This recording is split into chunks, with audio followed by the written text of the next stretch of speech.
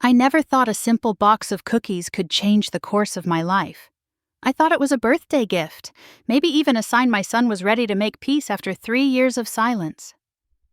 But what I didn't know was that inside that pretty little box wasn't love or forgiveness. It was betrayal. A betrayal so deep it nearly cost someone their life. I should have trusted my gut, but instead I smiled past those cookies on, and within hours, everything unraveled. If you've ever wondered how far betrayal can go within a family, or how quiet revenge can sometimes save your life, stay with me. You'll want to hear how this all unfolded. My name is Evelyn Carter. I'm a mother, a widow, and this is the story of how I finally chose peace over pain. I woke up on my 63rd birthday with no sense of celebration in my chest.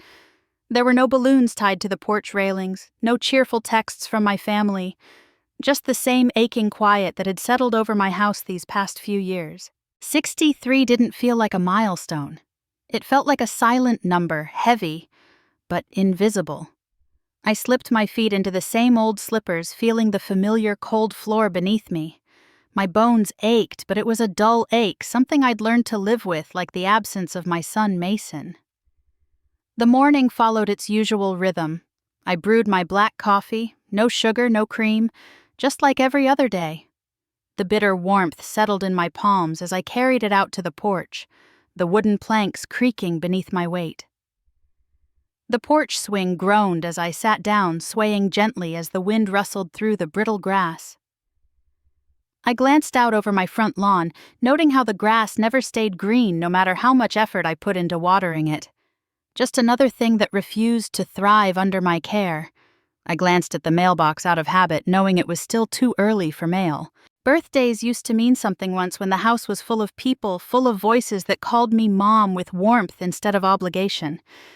I hadn't spoken to Mason in 3 years.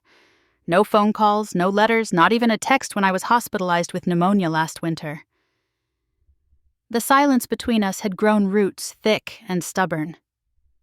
I used to replay every argument in my mind, wondering where it all went wrong. I used to blame myself. Nowadays, I just brewed my coffee and survived the day. That was until I heard the knock. It wasn't the aggressive pounding of a delivery driver or the rapid tapping of a neighbor's kid selling candy. No, this was a single deliberate knock. Patient calm, followed by the sound of retreating footsteps. I set my coffee down, heart tapping a little quicker, not from excitement, but from something more cautious, like a bird, ready to fly at the first sign of trouble.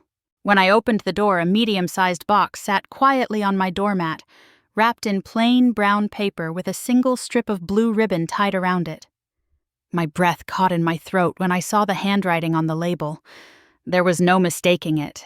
I hadn't seen Mason's handwriting in years, but a mother never forgets the small details.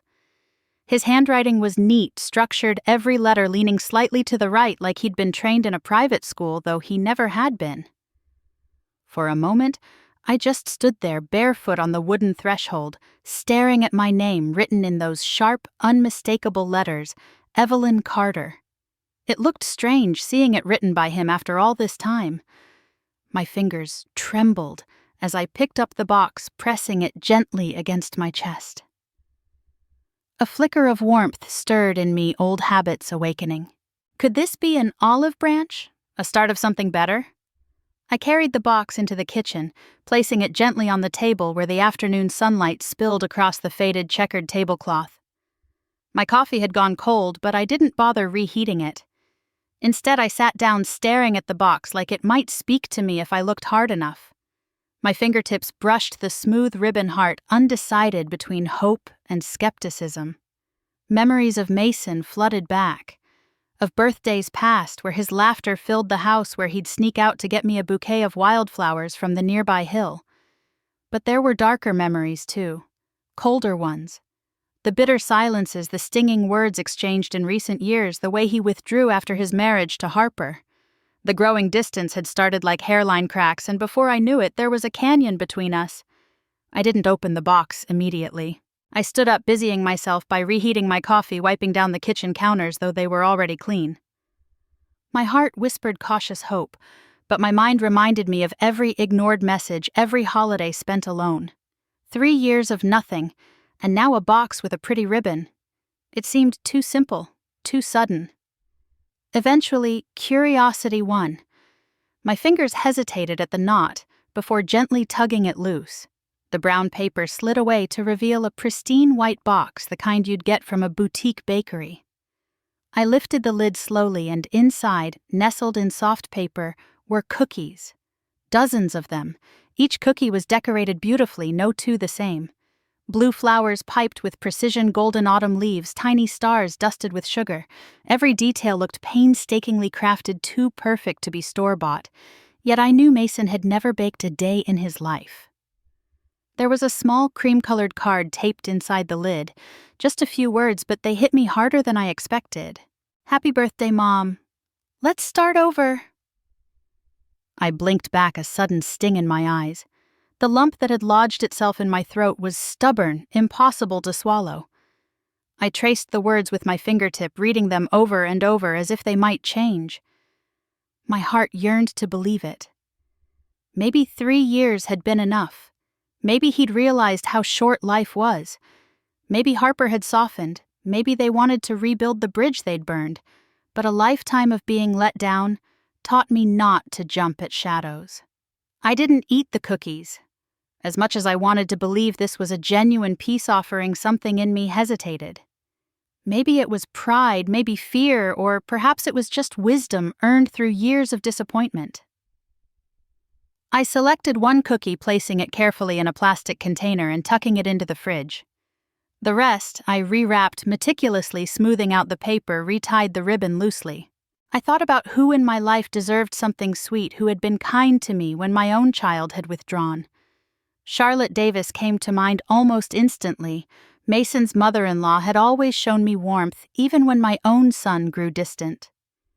She invited me to dinners when no one else did, remembered my birthday, even when Mason did not. If anyone deserved a nice surprise, it was Charlotte. That afternoon, I changed out of my house clothes and drove 15 minutes across town. The sun was starting its descent, bathing the neighborhood in a soft golden hue.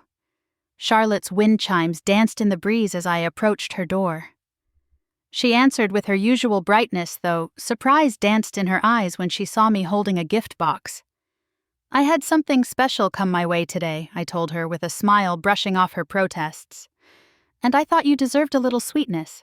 She accepted the box with a warm hug, thanking me sincerely. I didn't stay long, didn't explain more than necessary. I just wanted the cookies out of my house, off my mind. I wanted to quiet the strange, gnawing feeling in my chest. Driving home, I tried to silence the anxious thoughts whispering in the back of my mind. Maybe this was the start of something good. Maybe this was just what it appeared to be. A kind gesture from a son who finally remembered. That evening, I stood in the kitchen staring at the empty spot on my table where the box had rested. The house was quiet, but my heart wasn't. There was something restless inside me. I poured out the cold coffee, washed the mug, and glanced toward the fridge where the lone cookie waited in its container. I didn't know what I felt. Hope, sadness, caution. Maybe all of it tangled together, a knot in my chest that refused to unravel. I stared at the white box sitting on my kitchen table, the sunlight shifting across the countertop as the hours passed. The smell of vanilla and sugar drifted faintly from the slightly opened lid, sweet and inviting. My eyes kept returning to the card, taped on the inside 6 simple words, scrawled in Mason's familiar handwriting. "Happy birthday, Mom. Let's start over."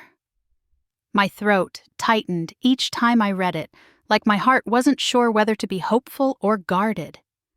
I had imagined this moment before many times during long nights in this quiet house. A knock on the door, a peace offering, a second chance.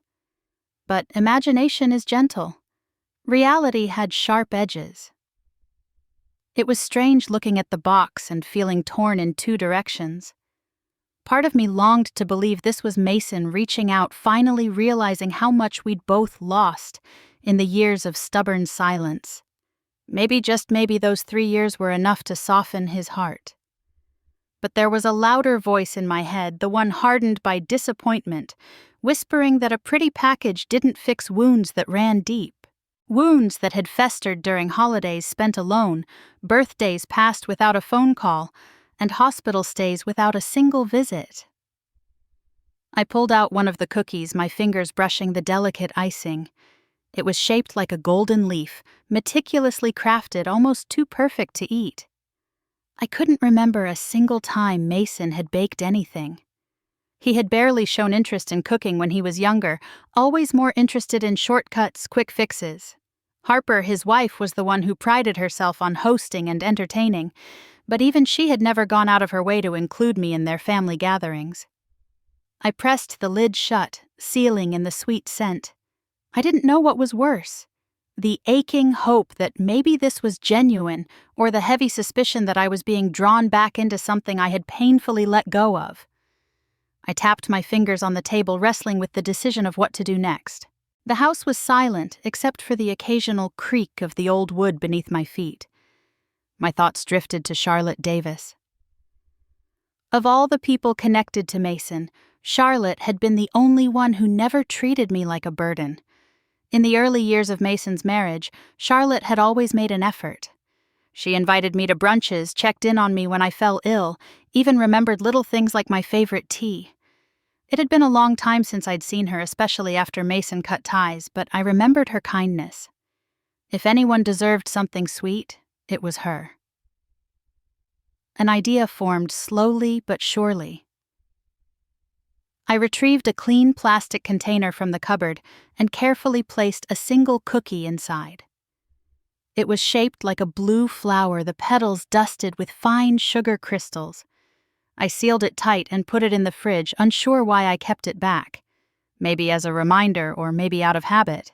The rest I rewrapped, smoothing the crinkled paper, retied the blue ribbon with a gentle knot, and set the box aside. The decision brought a surprising calm. I didn't feel anger or resentment as I had imagined I might. Just a quiet acceptance. Maybe the cookies were an apology, or maybe they were guilt wrapped in frosting. Either way, they didn't need to stay in this house weighing me down with questions I wasn't ready to answer. Let someone else enjoy something good today, someone who had earned it. As the evening light softened, I freshened up, changing out of my worn cardigan into something nicer. A simple blouse and clean jeans, a small effort to look put together.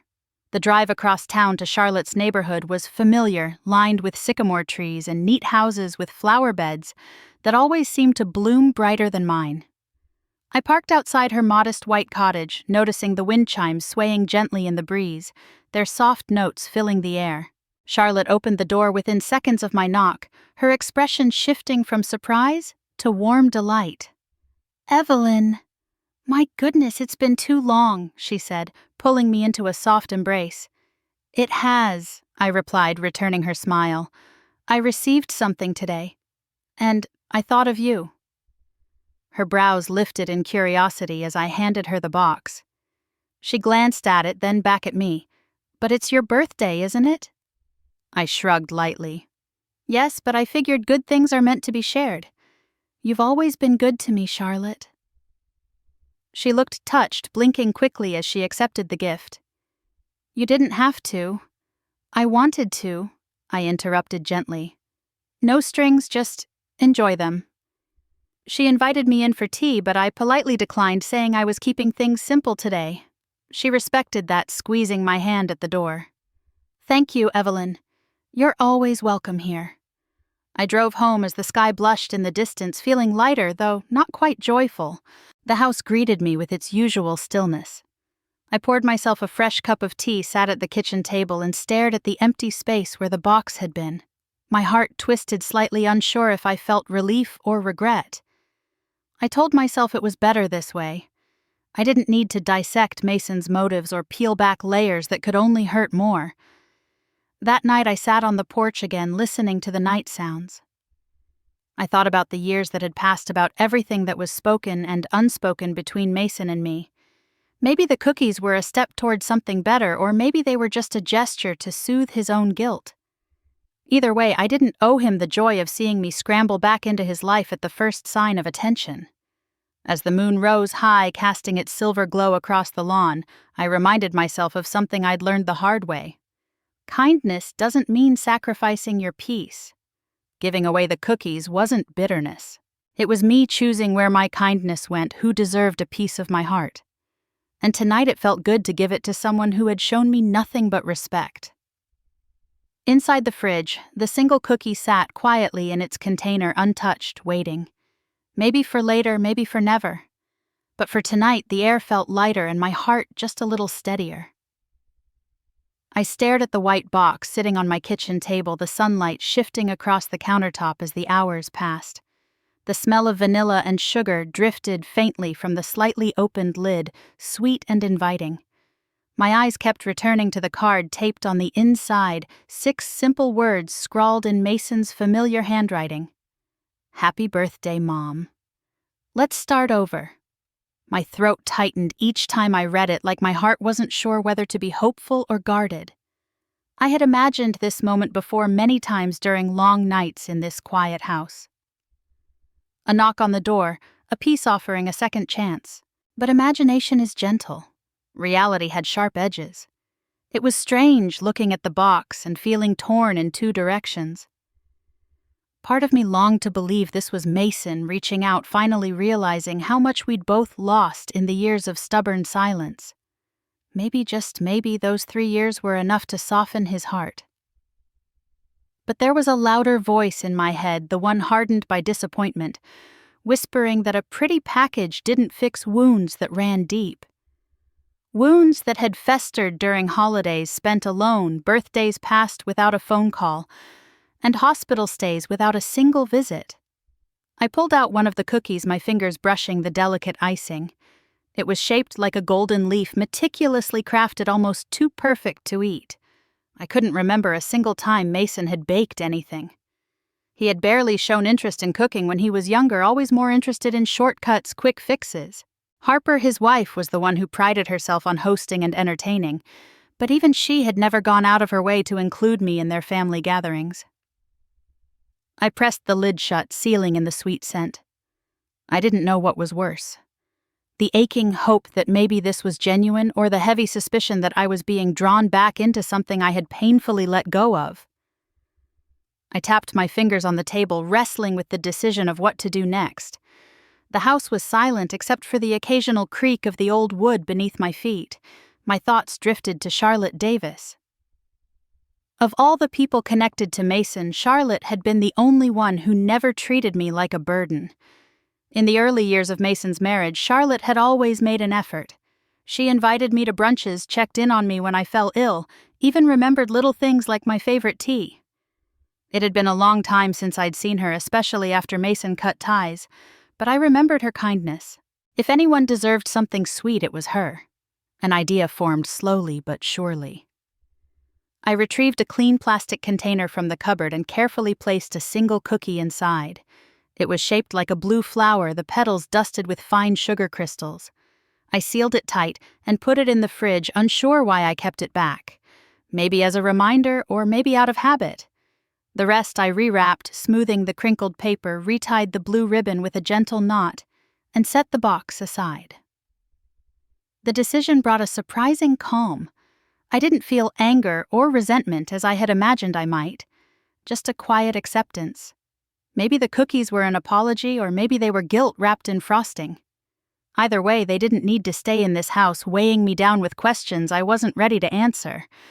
Let someone else enjoy something good today, someone who had earned it. As the evening light softened, I freshened up, changing out of my worn cardigan into something nicer. A simple blouse and clean jeans, a small effort to look put together. The drive across town to Charlotte's neighborhood was familiar, lined with sycamore trees and neat houses with flower beds that always seemed to bloom brighter than mine. I parked outside her modest white cottage, noticing the wind chimes swaying gently in the breeze, their soft notes filling the air. Charlotte opened the door within seconds of my knock, her expression shifting from surprise to warm delight. "Evelyn." "My goodness, it's been too long," she said, pulling me into a soft embrace. It has, I replied, returning her smile. I received something today, and I thought of you. Her brows lifted in curiosity as I handed her the box. She glanced at it, then back at me. But it's your birthday, isn't it? I shrugged lightly. Yes, but I figured good things are meant to be shared. You've always been good to me, Charlotte. She looked touched, blinking quickly as she accepted the gift. You didn't have to. I wanted to, I interrupted gently. No strings, just enjoy them. She invited me in for tea, but I politely declined, saying I was keeping things simple today. She respected that, squeezing my hand at the door. Thank you, Evelyn. You're always welcome here. I drove home as the sky blushed in the distance, feeling lighter, though not quite joyful. The house greeted me with its usual stillness. I poured myself a fresh cup of tea, sat at the kitchen table, and stared at the empty space where the box had been. My heart twisted slightly, unsure if I felt relief or regret. I told myself it was better this way. I didn't need to dissect Mason's motives or peel back layers that could only hurt more. That night I sat on the porch again, listening to the night sounds. I thought about the years that had passed, about everything that was spoken and unspoken between Mason and me. Maybe the cookies were a step toward something better, or maybe they were just a gesture to soothe his own guilt. Either way, I didn't owe him the joy of seeing me scramble back into his life at the first sign of attention. As the moon rose high, casting its silver glow across the lawn, I reminded myself of something I'd learned the hard way. Kindness doesn't mean sacrificing your peace. Giving away the cookies wasn't bitterness. It was me choosing where my kindness went, who deserved a piece of my heart. And tonight it felt good to give it to someone who had shown me nothing but respect. Inside the fridge, the single cookie sat quietly in its container, untouched, waiting. Maybe for later, maybe for never. But for tonight, the air felt lighter and my heart just a little steadier. My hands were still trembling when I grabbed my car keys. I didn't waste a second. My heart was thumping in my chest like a loud, relentless drum, but my mind was strangely clear, sharpened by something I hadn't felt in a long time. Pure, unfiltered instinct. There was no time to second-guess, no room for hesitation. I needed answers, and more importantly, I needed to make sure Charlotte was going to be all right. The drive to the hospital felt longer than 15 minutes, though I didn't remember stopping at any red lights or glancing at any road signs. My fingers gripped the steering wheel tighter than I realized, and when I finally parked, I had to take a few steadying breaths before stepping out of the car. The automatic doors to the emergency wing whooshed open, releasing a wave of sterile air mixed with the underlying buzz of urgency. I walked straight to the reception, my voice steady but urgent. I'm here for Charlotte Davis. I'm her family friend. She was admitted this morning, I said. Within moments, I was directed to the waiting area outside the ICU where Harper sat. Her face pale, her eyes rimmed red. She looked up when I approached, and for a fleeting moment I saw something almost like guilt flash across her face before it was swallowed by panic. Before I could even speak, a woman in scrubs approached, introducing herself. I'm Dr. Hannah Walker, she said, her tone brisk but not unkind. You're Evelyn Carter. I nodded quickly, my throat tightening. Yes, I'm the one who brought the cookies yesterday. Her eyebrows arched, her professional composure flickering just a fraction. I see. Come with me, she instructed, motioning for me to follow. Inside a quiet consultation room, she shut the door and gestured for me to sit. Tell me everything, she said simply. I took a shaky breath and let it out slowly. There was no point in hiding anything. I laid it all out. How Mason had sent me the cookies out of nowhere after 3 years of silence. How I had chosen not to eat them but gifted them to Charlotte instead. How Mason's reaction on the phone shifted so sharply the moment I mentioned giving them away. I spared no detail, every word tumbling from my mouth faster than I could think, driven by the primal need to make sense of this nightmare. Hannah listened attentively, her expression focused. When I finished, she tapped her pen lightly against her clipboard, her mind already processing. The timing lines up, she muttered mostly to herself. Charlotte's symptoms. Sudden nausea, dizziness, confusion. They began shortly after she ate those cookies. I felt cold all over my stomach, clenching painfully. You think the cookies made her sick? We don't have confirmation, Hannah said cautiously. But it's highly suspect. We've run the standard toxicology panel, but if it's something rare or slow-acting, we might miss it. I opened my purse, my fingers trembling as I retrieved the plastic container. I kept one, I said softly. I had this weird feeling, so I put one aside. Hannah's eyes widened. That was smart. Very smart. She stood taking the container from my hands carefully. We'll get this tested immediately. But as I sat there, something gnawed at me. The standard hospital toxicology screen could take time and might not catch everything. I thought of Claire Bennett, my oldest friend who worked in a private lab downtown, someone who owed me a favor after I helped her through a tough divorce last year. Would it be all right if I had this tested independently too? I asked. I know someone. Hannah gave me a considering look, then nodded. The more information we have, the better. If your lab can run specialty screens, that could be helpful, but we'll still proceed through official channels as well. Of course, I agreed, standing. Hannah excused herself to arrange internal tests while I stepped into the hallway, pulling out my phone with shaky hands. My fingers fumbled as I dialed Claire's number, hoping she was working the day shift. She answered on the second ring. Evelyn. It's been a while. I didn't waste time with pleasantries. Claire, I need a favor. A big one. I said, my voice cracking slightly. I need you to test a food sample urgently. Quietly. Her voice immediately turned serious. Is someone in danger? I don't know yet, I admitted. But someone is already in the hospital, and I need to know if the food I gave them caused it. Bring it now, Claire replied firmly. I'll be waiting. I thanked her breathlessly, hung up, and returned briefly to Hannah, explaining I'd be taking a portion of the sample for an independent test. She agreed, assisting in separating the sample and securing it in another sterile container for me. Before leaving, I checked on Charlotte through the small window into her hospital room. Her skin was ashen, her breathing shallow but steady. Harper sat by her bedside, her head bowed. I felt a stab of guilt twisting inside me, even though logic told me I hadn't meant harm. My heart whispered a harsher truth. If I had eaten those cookies, I might be the one lying there. I left the hospital in a fog of fear and fury. The pieces didn't quite fit yet, but instinct told me the puzzle led straight back to Mason.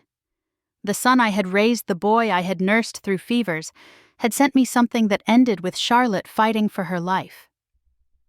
The drive to Claire's lab felt surreal, the world outside moving in normalcy while my world spun chaotically. Claire met me at the back entrance, her lab coat already on, her expression grim but focused. No questions, she said simply, just leave it with me. I'll run every test I can think of. Thank you, I whispered, gripping her hand tightly. Please, let me know the moment you find anything. She nodded, and I handed over the small plastic container with the cookie inside. Walking back to my car, the weight of dread settled heavier in my chest. I had lived through the heartbreak of watching my son grow distant, but nothing could prepare me for the gut-wrenching suspicion blooming inside me now. This wasn't just neglect. This was something much darker, and for the first time in my life, I was afraid of my own flesh and blood. The call from Claire came the following afternoon. I had barely slept, pacing back and forth in my living room, staring out the window, but seeing nothing. My phone sat on the table in front of me like a live wire, every vibration sending a jolt through my chest. When it finally rang, I answered before the first ring had even finished, breath caught in my throat. Claire didn't waste time. Evelyn. We found something, she said, her voice steady but laced with gravity. It's monkshood, also known as wolfsbane. My stomach twisted sharply, nausea rising in my chest. I pressed a hand to the countertop to steady myself. How certain are you? 100%, she said. It's not a common toxin. The concentration in the sample is high enough to cause serious neurological symptoms. Nausea, confusion, muscle weakness, but it wouldn't be immediately fatal unless someone consumed a significant amount. My throat felt tight, like my body was fighting the urge to both cry and scream. Would that explain Charlotte's condition? I asked, though I already knew the answer. Yes, Claire confirmed. Every symptom lines up. They wouldn't have caught this in standard hospital tox screens. It's too uncommon. Honestly, if you hadn't kept that sample, they might never have figured it out. I closed my eyes, swallowing down the wave of guilt that threatened to overwhelm me. Thank you, Claire. I need to call the hospital. Do it quickly, she urged. And Evelyn, I'm really sorry. I didn't allow myself to fall apart, not yet. My fingers worked quickly dialing the hospital and asking for Dr. Hannah Walker. They transferred me, and thankfully she answered immediately. Dr. Walker, it's Evelyn Carter, I said, trying to keep my voice level. I have the toxicology results from the private lab. It's monkshood poisoning. Claire confirmed it. Hannah didn't hesitate. Understood. We'll adjust treatment protocols immediately. This changes things. I could hear the shuffle of her moving papers and calling out orders in the background before she returned to the line. You just saved her life, Evelyn. Tears pressed against my eyes, but I forced them back. Make sure Charlotte gets through this, I whispered. You have my word. Hannah promised. I hung up, staring blankly at the wall for a long moment, letting the information sink into my bones. My hands were trembling, but beneath the trembling there was anger, cold and sharp, replacing the initial fear. I had questions, but more importantly, I had a duty to protect myself and to make sure this wasn't swept under any rug. The next call I made was to the police department. I asked for Detective Henry Collins, a name I remembered from a local community meeting. He was known for being methodical, no-nonsense, and not easily swayed by appearances. The receptionist transferred me after some brief questioning. This is Detective Collins. His voice came through clipped but attentive. Detective, my name is Evelyn Carter. I began, fingers tightening around the phone. I need to report a suspected poisoning. There's been a hospitalization, and I have toxicology confirmation that food I received was laced with monkshood. There was a pause, the sound of a pen scribbling across paper. Where are you now, Mrs. Carter? At home, but I'm prepared to come in and give a full statement. I also have physical evidence, an untouched sample and a full toxicology report from an independent lab. Stay where you are, Detective Collins said firmly. I'll come to you. I want to see everything you have before we proceed. Thank you. I managed my voice brittle. Less than an hour later, I heard the firm knock on my front door. When I opened it, a tall man in his 40s stood there wearing a dark blazer badge clipped at his belt notepad already in hand. His expression was professional but not unkind. Mrs. Godamts. Mrs. Carter, I'm Detective Henry Collins, he greeted. Please come in, I said, stepping aside. I led him to the kitchen table, spreading out everything in neat order, the plastic container with the remaining cookie, the printed toxicology report from Claire's lab, my written notes on the sequence of events, and my phone with the recorded calls ready to play back if needed. He took his time reviewing everything, his pen moving swiftly across his notepad. He asked me to recount every detail, and I did from the moment I opened the package to Charlotte's collapse, Mason's strange reaction, and the chain of events that followed. Did your son visit you in person? He asked, his sharp eyes meeting mine. No, I answered firmly. I haven't seen him in over 3 years. The package was left at my doorstep. I heard a single knock and footsteps walking away. Did you see the delivery person? I shook my head. No, but the handwriting on the box, I recognized it. It was Mason's. A mother knows. Collins nodded thoughtfully. Did your son ever have access to your home during the past few days? No, I said. I live alone. No one comes in or out except me. He leaned back, fingers tapping against his notepad. Yet a box of poisoned cookies appeared at your door, handwritten by your son, shortly after which the intended recipient falls violently ill. That alone raises serious concerns. I swallowed hard. Do you think it was meant for me? Collins was silent for a long moment. It's too early to say. But monkshood isn't something you stumble upon accidentally. It takes planning, knowledge of how to prepare it, how to dose it without immediate fatality. That already tells me this wasn't a mistake. I felt a chill run down my spine. Charlotte is alive because I didn't eat those cookies. Exactly, Collins agreed. Which means this wasn't just neglect. It was a deliberate attempt to harm someone. His words settled like ice in my chest. I realized then with awful clarity that I had been dangerously close to being the one lying in that hospital bed. Mason had sent me something dressed as a peace offering wrapped in false reconciliation. Detective, I said quietly, forcing the words out. I want to press charges. Whatever you need from me. Statements, cooperation? I'll give it. He met my gaze, nodding firmly. I'll open a formal investigation immediately. We'll obtain warrants for surveillance footage, financial records, delivery services. If there's a trail, we'll follow it. I nodded. Exhaling slowly, my shoulders sagging from the weight of the last 48 hours. For the first time, I felt like I was no longer walking through this nightmare alone. Before leaving, Collins gathered the cookie sample in an evidence bag along with a copy of Claire's report. He thanked me for my composure, promising to update me as the case progressed. After the door closed behind him, I stood in the center of my kitchen, my house impossibly quiet again, but this time I felt different.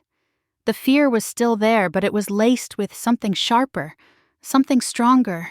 Resolve. I wasn't going to be anyone's silent victim. Not anymore. Detective Collins returned to my house the next morning, a quiet presence with sharp eyes and a notepad that seemed to fill up faster than I could speak. I had barely slept, my nerves fraying with each passing hour.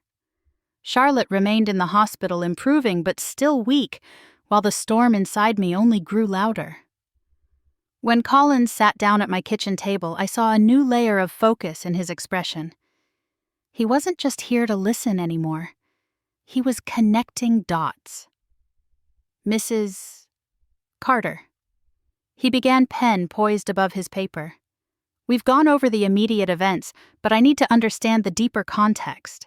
Specifically, your relationship with your son, his financial situation, any history of disputes, anything that might give this action a motive. I leaned back in my chair, feeling the weight of 1,000 memories pressing down on me. Where do I even begin? Wherever feels most natural. Collins replied. I took a breath, my eyes drifting to the window where the morning sun cast faint lines across the floor. Mason, he's always been complicated, smart but never satisfied. He had this way of making everything feel like an obligation, like the world owed him something. Did you and Mason have any recent conflicts before this? Collins asked. I let out a short, bitter laugh. 3 years of silence. Detective, that was our latest conflict. But before that, it was always about money. His pen slowed slightly. Money. Yes, I confirmed, my voice steadying as I spoke. When his father passed, Mason assumed the house and whatever savings were automatically his, but there were debts. Hospital bills, maintenance on this old place, leftover mortgage payments. I kept things afloat, but it wasn't enough for him. Collins tapped his pen lightly. Did Mason ask for financial assistance? Constantly, I said the words, leaving a sour taste in my mouth. First it was college loans. Then it was helping him and Camila buy their first house. Then renovations. Credit card debt? He and Camila always lived beyond their means. Luxury vacations, new cars, country club memberships, always acting like they were wealthier than they were. And you? I cut him off 2 years ago, I admitted quietly. After I paid off their second car loan, Mason came back asking for help covering his wife's business loan. I refused. Told him I couldn't enable them anymore. That's when the phone calls stopped. The visits. Everything. Collins scribbled a few notes before looking up again. Any disputes over inheritance? I nodded grimly. Camilla pushed him about it. I overheard them at a Christmas gathering years ago. She wanted to know when the house would transfer to their name. asked why I hadn't put Mason on the deed yet. She thought I was being difficult. Selfish, I think was the word she used. Collins frowned. Was there ever a formal agreement about inheritance? Never, I replied. My will divides everything equally among some charities and distant cousins. I never told Mason because, well, I never wanted money to be a reason for him to call. I wanted to be his mother, not his bank. There was a brief silence where Collins seemed to be connecting the final threads of a tapestry already woven too tightly. Then his phone buzzed. "Excuse me," he said, stepping into the hallway. I stared after him, wondering what new piece of the puzzle had arrived. A few minutes later, he returned, holding his phone in one hand, his mouth set in a grim line. "That was Claire Bennett," he said. "She completed her follow-up inspection of the package you received." My stomach clenched. What did she find? Collins sat down, placing his phone face down on the table. Hidden beneath the bottom layer of cookies, tucked beneath a false cardboard lining, Claire found a small, unlabeled bottle. Half full. My breath caught in my throat. "A bottle." He nodded. "A chemical reagent highly concentrated. Claire's initial assessment is that it contained the same monkshood extract found in the cookies. It wasn't just trace contamination. It was enough to spike several batches of food, maybe more." My chest tightened as the realization hit me. "He put it in the box. He planned for me to... Collins softened his tone, but it carried the weight of truth. "He wanted you to either consume it yourself or keep it nearby long enough to cause harm. Either way, this was intentional, premeditated, and cruel." I pressed my palm to my mouth, tears pricking the edges of my vision. My child, my own flesh and blood, hadn't just sent me poisoned cookies. He had gone further, hidden an additional dose, almost like a backup plan. Did he think I'd bake with it? "Use it somehow," I whispered. "It's possible," Collins replied. "Or maybe he wanted you to be implicated if something happened. Like the contamination came from your kitchen. But with the packaging intact and your swift actions, that narrative won't hold." A flash of anger replaced my sorrow. He didn't just want me out of the way. He wanted me ruined. Collins nodded firm and clear. "Mrs. Carter. This goes beyond family disagreements. This is financial desperation turned into malice. Your refusal to fund his life may have pushed him to desperation, but it's no excuse for attempted poisoning." I clenched my hands into fists, willing myself to stay upright, to stay focused. What happens next? "We have enough to escalate this to a formal criminal investigation," Collins said.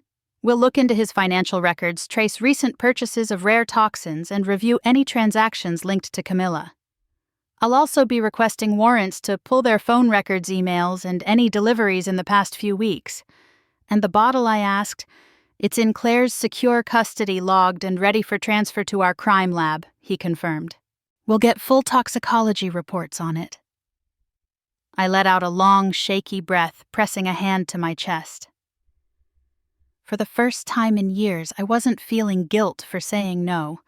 I was feeling something else entirely. Justified anger.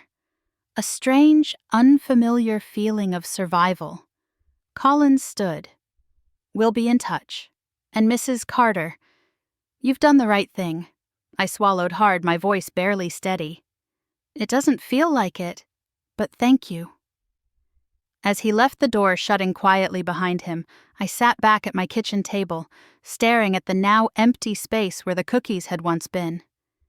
The layers of betrayal kept peeling back one after the other, but beneath it all, I wasn't crushed. I wasn't broken. I was still standing. And I would see this through. I spent the night staring at the ceiling, weighing every possible outcome of what I was about to do. My hands rested on my chest, my heart beating slow and steady, but underneath the weight of betrayal was pressing down like an anchor. I could have let the police handle it all. I could have stayed in my safe, lonely corner and waited for the justice system to do its work. But after everything Mason had taken from me, my peace, my sense of family, my dignity, I needed to see his face. I needed to look him in the eye and know for sure. By morning, my mind was made up. I slipped the small digital recorder into my purse, tucked safely between my wallet and phone. It was a simple device, nothing fancy, but it would capture every word, every slip, every lie. I texted Mason a simple message. Stopping by this afternoon. Thought we could talk. The response came fast. Too fast for someone who had supposedly cut me off for years. Sure. Harper and I will be home. I drove over each mile, feeling heavier than the last. Memories clung to every street corner grocery runs we used to do together, the diner we'd eat at on Sundays, the little park where Mason used to push me on the swing as a boy. It all felt distant, warped by time and disappointments. By the time I pulled up to his 2-story suburban house, my nerves were steel. I had nothing to lose anymore. Mason opened the door with a smile that didn't reach his eyes. He looked thinner, more strained than I remembered, but still carried that easy charm he used to manipulate people. Mom, he greeted, stepping aside. This is unexpected. I forced a smile, stepping into the pristine foyer. I figured it was time to clear the air. The house smelled like lemon cleaner and expensive candles, a sharp contrast to the sourness twisting in my stomach. I followed Mason into the kitchen, noting Harper wasn't around. Maybe that was for the best. We sat across from each other at the island counter just like we had so many years ago when we used to share coffee and quiet mornings. But this wasn't the same. There was a wall between us now, invisible but solid. I let the silence stretch for a moment before I spoke. I wanted to thank you. For the cookies. Mason's smile tightened. I thought you'd like them. I tilted my head slightly. Funny thing, though, I didn't get to try any. I shared them with Charlotte. His eyes twitched, just a flicker, but I saw it. Yeah, Harper mentioned that. You gave them all to her. I nodded slowly. Well, not all. I kept one for myself, figured I'd enjoy it later. Charlotte loved them, though, especially the star-shaped ones. It was a gamble, a calculated lie. I had never told him which cookies Charlotte liked, nor had Charlotte mentioned it to Harper. Of that I was certain. I watched him closely, my heart hammering quietly beneath my ribs. Mason's lips parted slightly before pressing together. She always liked the star shapes, he said too quickly, like the words were tumbling out before his brain could catch them. I sat back, keeping my expression neutral. I didn't mention the shapes Mason. He blinked, throat-bobbing. Didn't you? His voice cracked just enough to betray him. No, I said softly. Funny how you knew, though. A flash of irritation crossed his features before he masked it with a shaky smile. It was just a guess. She likes cute things. Of course, I said quietly, letting my voice drop into a softer, almost compassionate tone. You put a lot of thought into those cookies, right? Yeah, Mason said, his foot bouncing nervously under the table. I thought they'd mean something. You know, starting over. I leaned forward slightly. And the extra bottle you tucked beneath the cookies, was that part of the fresh start, too? His whole body stilled like I'd dropped a glass on the floor and shattered the false calm. What bottle? Come on, Mason. I whispered my voice, holding no accusation. Just the weight of quiet truth. It wasn't just cookies. There was a bottle hidden underneath them. Chemical concentrate. Same as the toxin they found in Charlotte. He swallowed hard, the color draining from his face. I don't know what you're talking about. His lies were clumsy now, unraveling at the seams. I could almost see the gears turning in his head, scrambling to piece together an escape route. I didn't give him one. Claire tested the cookie I kept. I continued softly. Hospital confirmed the poisoning. Police have it all documented. The only thing they're missing is the why. Mason's hands trembled slightly before he tucked them beneath the counter, his jaw tightening. You always think the worst of me, he said bitterly. You never supported me. You always put your charities and dead-end cousins first. My lips pressed together, the old wounds stirring but not breaking me. I gave you chances, Mason. I gave you more than I ever had, but it was never enough for you. Silence fell between us, heavy and suffocating. Then Mason laughed, but it was hollow, twisted. You should have eaten the damn cookies, he muttered so low I almost missed it. My heart didn't sink. It steadied. It confirmed everything I needed to hear. I stood slowly, my chair scraping quietly against the tile floor. Thank you for the honesty, I said softly. His head snapped up, confusion flashing across his face. I reached into my purse and lightly tapped the recorder still running. His expression dropped, panic bleeding through the cracks of his mask. Evelyn. Mom, wait, this isn't... I didn't give him the chance to finish. We're done, Mason. I'll leave now and the police will handle the rest.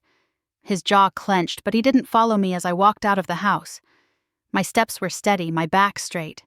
For years I had shrunk myself to keep peace, to hold on to a child who had long stopped loving me. But not today. Back home I gathered everything. Recorder toxicology reports, the remaining cookie, the hidden bottle Claire had secured in evidence bags. I drove straight to the station and placed it all in Detective Collins's hands.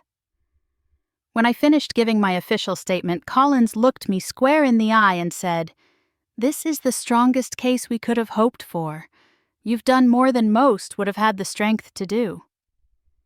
As I left the station, the sun broke through the clouds, a soft warmth brushing against my face. For the first time in years, I didn't feel guilty for standing up for myself. I felt free. The arrest happened quicker than I expected. Less than 48 hours after I handed everything over to Detective Collins, I received a brief but definitive call. "We have him in custody," Collins said, his voice steady, controlled. "Mason was arrested this morning on charges of attempted poisoning and intent to cause bodily harm." The words settled like cold steel in my chest. There was no satisfaction in hearing them, only quiet confirmation of what I already knew. The case had built itself piece by piece. My evidence was the foundation, but the walls of the house were formed by what the police unearthed once they started digging deeper. They seized Mason's phone laptops and personal devices.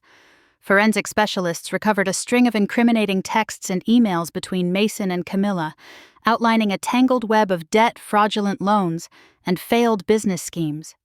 Financial records showed recent maxed-out credit cards, skipped mortgage payments, and risky investments gone sour. Camilla's boutique, a vanity project she boasted about to everyone, was hemorrhaging money, and Mason's desperation had been building quietly like a pressure cooker ready to explode. Collins called again a day later this time with more weight in his voice. "We found emails between Mason and Camilla discussing your estate," he explained. "They were counting on receiving the house after your death. Mason referred to it as the inheritance fix. Even mentioned how selling it could help erase most of their debt." My stomach twisted painfully as I listened. Years of distance, of cold silences, suddenly made sense in the ugliest way possible. I was never just a mother in their eyes. I had become a lifeline, a fallback option they could cash in when things spiraled too far. Camilla didn't hold out long after Mason's arrest. The detectives told me she cracked within a day of questioning. The facade of a picture-perfect suburban wife crumbled the moment she was shown the financial statements, the evidence of poison, the call transcripts. She confessed, not to orchestrating the plan, but to knowing about Mason's intentions, to encouraging his frustrations, to justifying his cruelty with talk of survival and securing their future. She claimed she never thought he would follow through, that she thought it was all just empty venting. But the paper trail said otherwise. Collins kept me updated through short, factual calls. He didn't sugarcoat anything, and for that I was grateful. Well, he knew better than to pretend this was just some unfortunate mistake. He gave me the option to attend Mason's preliminary hearing, but I declined. There was no part of me that needed to see him in handcuffs or listen to his excuses. I had seen enough. My last visit to that house was closure enough. Charlotte recovered slowly but steadily. I visited her twice after she was discharged, bringing her homemade soup and fresh fruit. Her color had returned her strength as well, but there was something else in her expression. a lingering shadow of disbelief and quiet shame. On my second visit, she spoke what we'd both been avoiding. "I can't believe Mason would do something like this," she whispered, her hands wrapping around the ceramic mug I brought. I keep asking myself, did I raise my daughter wrong? Did I miss something in Camila? I shook my head, reaching over to rest a comforting hand over hers. "Don't carry blame that isn't yours," I told her softly. This was their doing. Their choices, their greed. Tears glistened in Charlotte's eyes. "You should have never been caught in this, Evelyn. You didn't deserve any of it. Neither of us deserved it, but life didn't care about fairness. Life threw its storms and expected us to either sink or swim. And for too long, I had let guilt and hope keep me anchored to people who didn't see me as anything more than a safety net." I drove home after that visit with a heavy heart. Part of me had always assumed, or maybe foolishly hoped, that Mason would eventually come around, that one day he'd realize I had loved him through every hardship, every tantrum, every disappointment, that he'd be man enough to say sorry. But sometimes, no matter how much love you pour into someone, they refuse to become better. They grow up into people you can no longer recognize. Harper never called me. I never expected her to. She packed up and left town with their 2 young children before the investigation was fully underway. Collins told me she was relocating closer to her parents, filing for divorce, trying to start over. I didn't feel any particular way about it. I wished their children better than what they were born into, but I knew they'd carry the weight of their parents' decisions for a long time. The house felt emptier after everything came crashing down, but not in the lonely, hopeless way it used to. This emptiness was calmer, quieter. There were no more expectations of holiday phone calls that wouldn't come, no more hoping for a knock on the door that would bring apologies and redemption. It was just me now, me and the quiet. And strangely enough, it was enough. Detective Collins called me one last time before filing the final report. "We'll be moving forward with charges for attempted poisoning, conspiracy to defraud, and attempted financial exploitation," he explained. "You won't have to testify unless you choose to, but your evidence was crucial in preventing worse from happening." I thanked him sincerely. "You saved my life," I said. "No, ma'am," Collins corrected gently. "You saved yourself. You listened to your instincts when a lot of people wouldn't have." After the call ended, I sat in my living room, letting the spring breeze roll through the open window. The world outside continued as if nothing had happened. Birds chirping, neighbors mowing lawns, children riding their bikes down the street. I realized then that life wouldn't pause for heartbreak. It wouldn't wait for me to piece myself back together. But I was still here, and that meant something. Charlotte called me a week later. Her voice sounded stronger, clearer. "I owe you a proper thank you," she said. "For trusting me, for thinking of me when you gave me those cookies, and for standing tall when the truth came out." I smiled softly. We saved each other, Charlotte, in more ways than one. And maybe that was true. Maybe the universe had its strange ways of teaching lessons, through pain, through betrayal, but ultimately through survival. I didn't need to hear Mason's excuses in court. I didn't need to see the remorse that might have been manufactured for the judge's sympathy.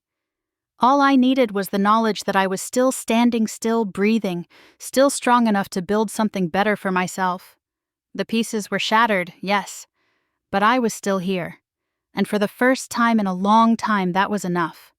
The final thread tying me to my old life was severed in a small window-lined office overlooking the town square.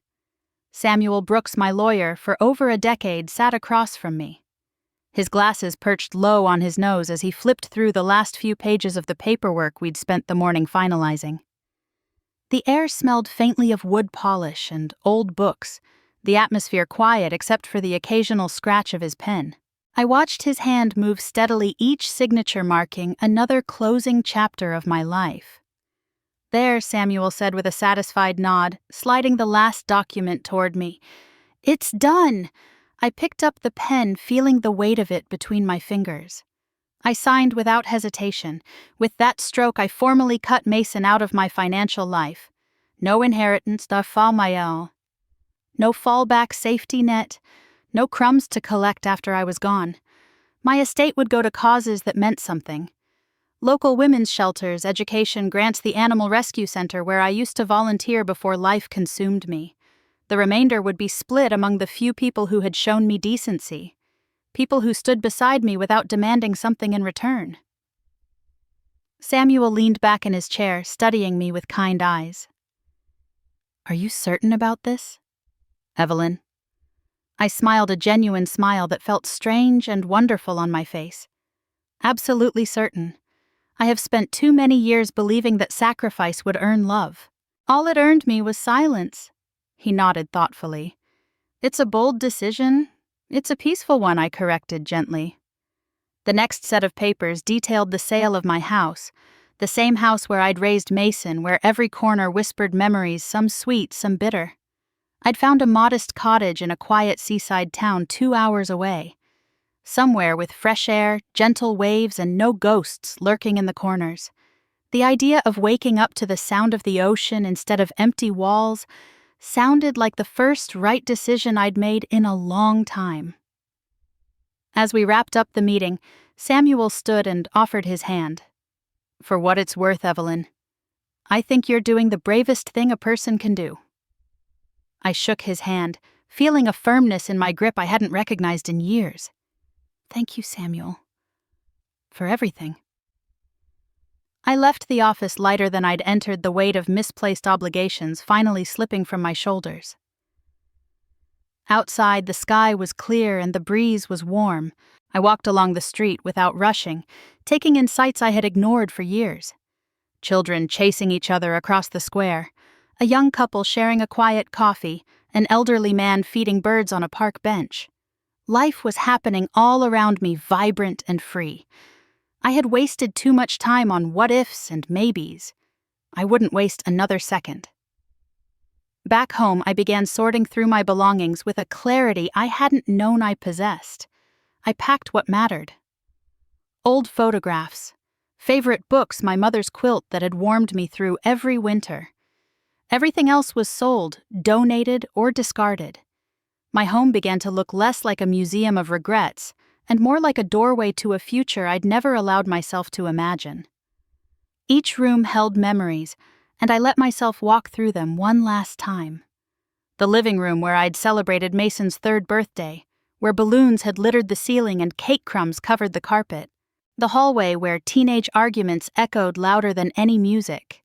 The kitchen where I had stood by the window staring out, waiting for calls that never came. I didn't push the memories away. I let them come, acknowledged them, and released them. I took one last walk through the backyard, my fingertips grazing the weathered fence Mason had helped paint as a teenager, the worn-down swing where I used to sit and sip coffee. The grass still fought to stay green, stubborn, and persistent. I whispered to myself, "We've both fought enough." That night, sitting in the now quiet kitchen, I poured myself a glass of red wine and opened a blank journal. The first page remained empty for a long while as I gathered my thoughts. Then, with slow certainty, I wrote, "I forgive myself." It wasn't forgiveness for Mason's actions. That was his burden to carry. It was forgiveness for the years I had spent shrinking myself, for the silence I endured, in the name of love, for excusing behavior that should never have been accepted. I forgave myself for every ignored instinct, every delayed boundary, every second I told myself that being a mother meant sacrificing my peace. I wrote until the pages felt lighter and the wineglass emptier. When I finally closed the journal, I felt a peace I hadn't known existed. The tears that came afterward were soft healing, not of grief, but of release. The following morning, I handed over the house keys to the realtor. The finality didn't crush me. It freed me. My car was packed the cottage by the sea, already waiting. I took one last glance at the house that had been my cage and my comfort, whispered a quiet goodbye, and stepped into a new chapter. As the highway stretched before me, winding toward the ocean, I realized life wasn't offering me a second chance. I was giving it to myself. There were no guarantees, no promises of smooth sailing ahead. But there was choice, and for the first time I was choosing me. I rolled down the windows, letting the salty air drift into the car. The radio played softly, a melody of freedom threading through every note.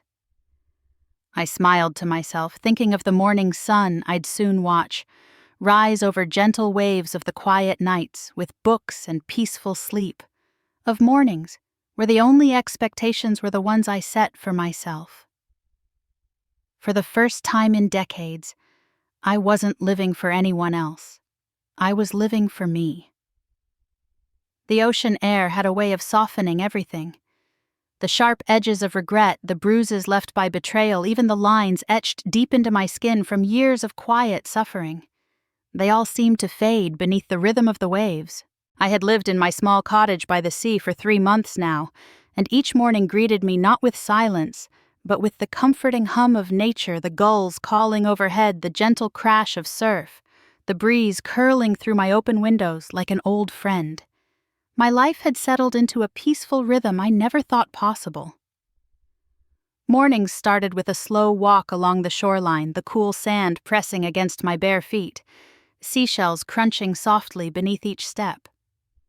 Sometimes I brought a cup of coffee with me and sat on one of the driftwood benches, letting the steam rise into the crisp air, while the horizon stretched endlessly before me. I joined a local book club after my second week in town. A group of women from different walks of life, each with their own stories, each seeking the same simple comfort of community. We met every Thursday afternoon at a little cafe overlooking the marina, discussing books that ranged from lighthearted romance to deep, moving memoirs. I rediscovered the joy of hearing other voices of laughter that didn't come with strings attached, of conversations that didn't revolve around obligation or guilt. Twice a week I attended yoga classes at a modest studio tucked near the docks. My body, once stiff and heavy with resentment, began to move with surprising grace. I stretched. I breathed. I learned to sit in stillness without the weight of expectation pulling me under. The instructor, a gentle woman named Audrey, often reminded us, "Your breath is the anchor when the waves get rough." Those words clung to me long after each session ended. Neighbors became friends. Linda, who lived 2 doors down, invited me to Sunday brunches. Olivia, who ran the small bookstore on Main Street, recommended novels tailored to my moods. There was Samuel, a retired fisherman who taught me how to spot dolphins in the distance, and Hannah, a retired nurse who always had a smile and warm banana bread on her kitchen counter. Slowly, the empty spaces in my heart weren't filled with sadness, but with new connections, quiet joys, and the gentle realization that life could begin again at any age. In the evenings, I often sat on my porch with a glass of tea watching the waves roll in under the setting sun. My thoughts would wander back, tracing old memories like fingers over worn pages of a book. I thought of Mason sometimes, of his laugh when he was a boy, of the birthdays we used to celebrate, of the hopeful mornings when I believed I could protect him from every storm. But those thoughts no longer gutted me. They floated through, acknowledged, but no longer consuming. I didn't shed tears for him anymore. I didn't replay our last conversation, didn't wonder if I could have changed the ending. I allowed myself the grace of moving forward. One evening I pulled out my old journal, the one I had started in the final days at my former home. Flipping through the pages, I saw the raw words, the confessions of a woman clawing her way out of heartbreak. I smiled, not with bitterness, but with quiet pride. I had come a long way. On a particularly crisp afternoon, I drove out to the cliffs, a place Samuel had told me about, where the sea seemed to meet the sky with no lines in between.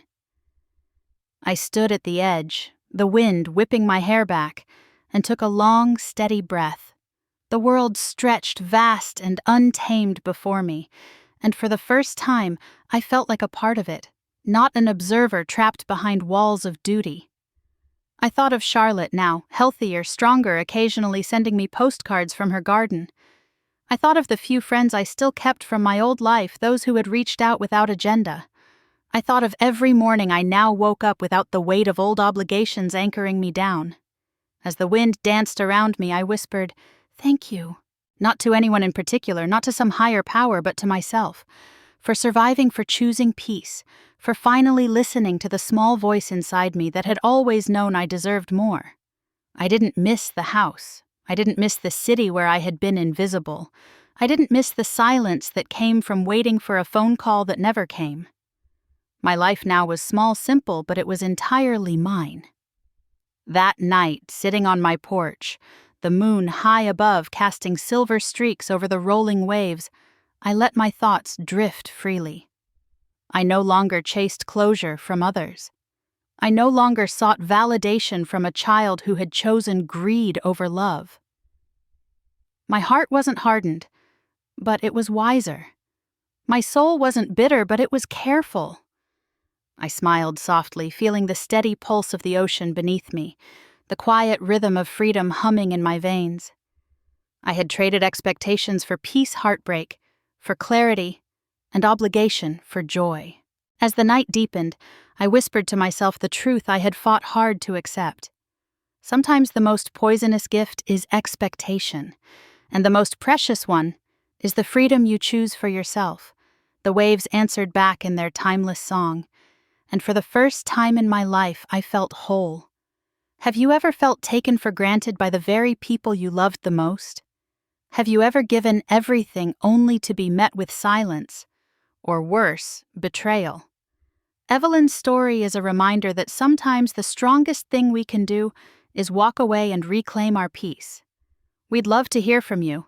Have you ever had to make a difficult choice like Evelyn? Share your thoughts in the comments below.